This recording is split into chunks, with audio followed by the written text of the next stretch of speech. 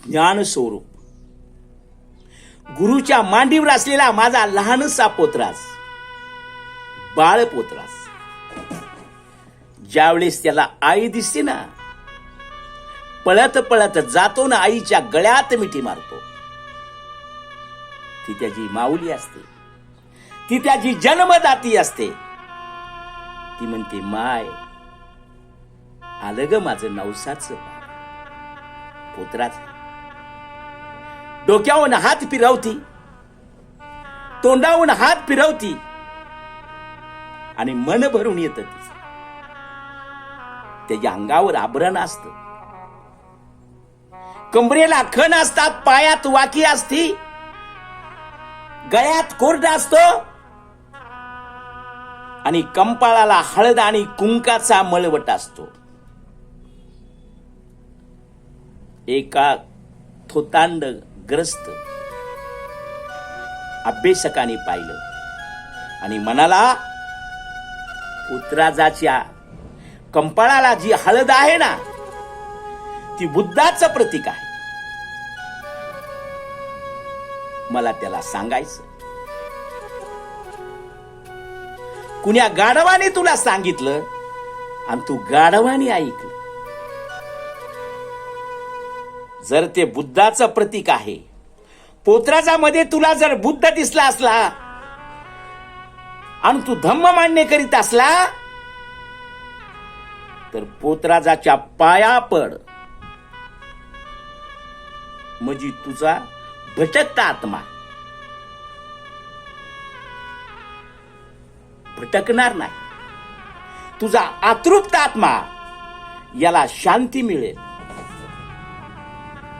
आज सोशल मीडियावर जर बोलतो, पोतराजाच्या विरोधात जर बोलतो, तर सैतानासारखा दिसतोस तू. आरशात बघ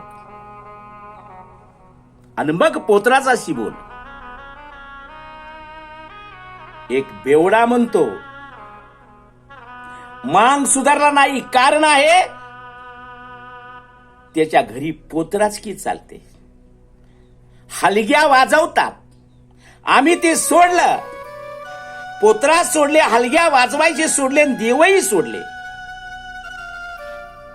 मूर्ख आहेस तू. अरे ज्या ठिकाणी जेव सोडले त्या ठिकाणी महार समाजाचा माणूस जाऊन बसलाय.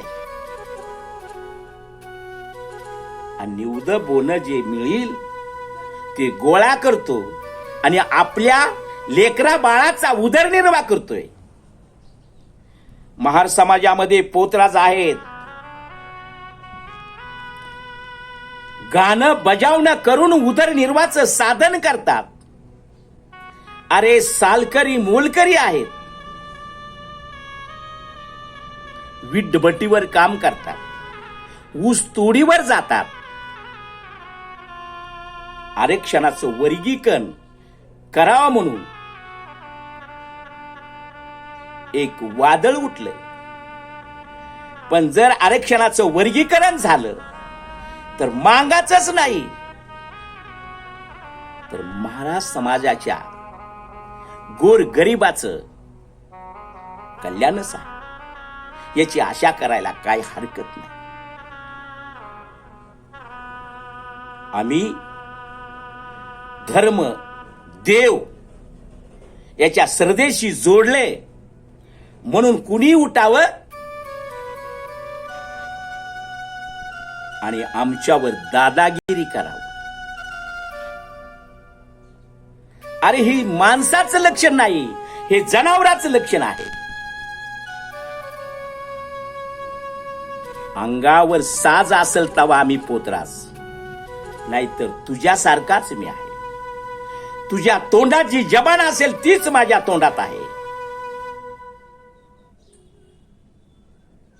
ज्यावेळेस आमच्या अंगावर साज असतो, ज्यावेळेस आमच्या अंगावर पोतराजाचं आभरण असतं, ज्यावेळेस आमच्या अंगावर पोतराजाचा बाणा असतो, त्यावेळेस आमची पत्नी आमच्या समोर आली तर तिला माता म्हणून संबोधित करतो.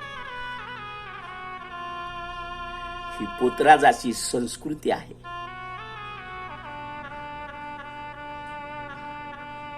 आमच्या देवाला, आमच्या धर्माला, आमच्या श्रद्धेला, आमच्या पूजाला कुणी जर पाय लावायचे प्रयत्न केले ना,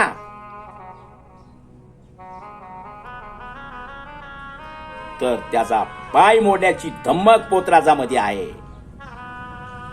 पण आम्ही गुरुपुत्र आहोत, ते आम्ही करत नाही. आम्ही गुरुपुत्र असल्यामुळं आम्ही ते करत नाही.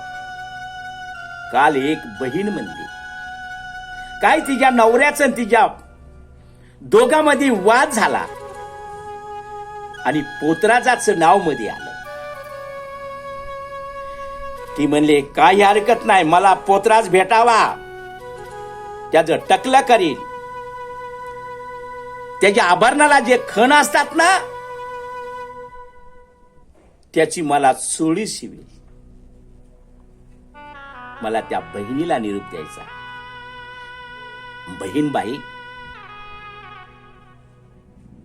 तुला कापड नाहीत का? फार चिडचिड करतेस तू, तुझं काय दुखणं आहे हे तरी आम्हाला सांग, या भावाला सांग. अन्न वस्त्र निवारा देण्याची जबाबदारी पतीमध्ये असते. त्या पतीने तुला